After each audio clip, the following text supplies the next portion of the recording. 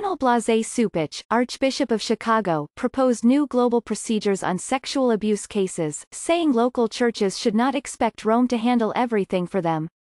Vatican City, the American cardinal entrusted by Pope Francis with organizing his global conference on clerical sexual abuse, presented Roman Catholic leaders with a set of new proposals on Friday, including changes to the process for investigating bishops accused of misconduct or negligence. On the second day of a historic summit meeting in Rome, the Cardinal Blase Cupich, the Archbishop of Chicago, proposed that top Catholic clerics in each country, assisted by lay people, should be given the power to investigate accusations of misconduct at the top of their local church hierarchies, instead of waiting for Rome to come up with all the answers. We must move to establish robust laws and structures regarding the accountability of bishops, Cardinal Cupich said in a 30-minute speech with Pope Francis sitting silently next to him in a sign of apparent support.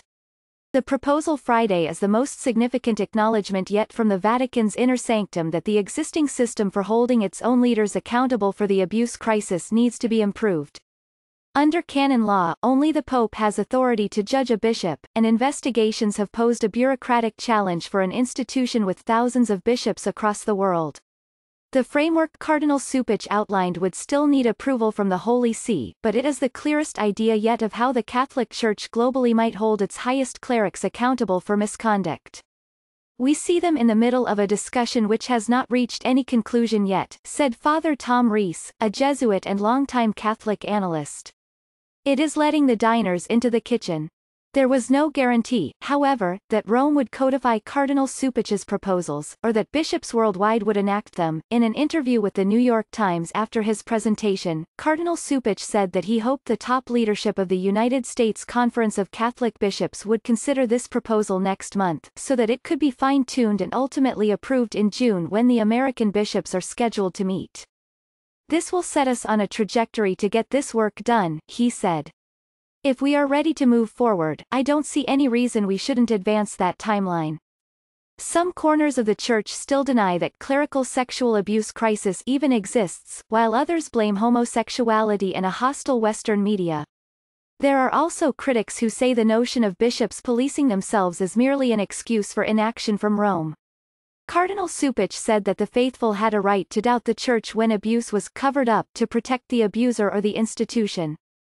This is the source of the growing mistrust in our leadership, not to mention the outrage of our people, he said, urging bishops to listen to victims and to provide just accountability for these massive failures. A key step, he said, was responding to the frustrations of infuriated laity sitting in their pews.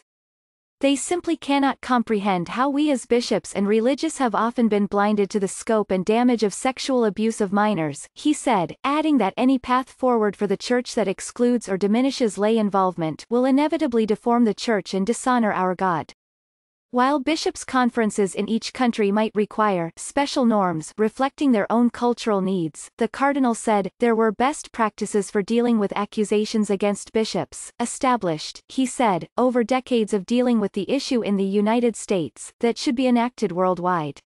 Some of the measures appeared relatively straightforward, such as local churches making it easy for people to report allegations against bishops online, or through dedicated telephone numbers. But he also suggested some procedures that are likely to meet resistance around the globe, including local churches making more decisions and taking more action on their own and involving the assistance of lay people. He said that, whenever warranted, and at any time during the investigation, a leading cleric should be able to petition Rome for precautionary measures, such as temporarily and publicly removing an accused bishop from office. Even the semblance of truth to an accusation should prompt an immediate request to Rome for investigation, he said, and this should receive an immediate response.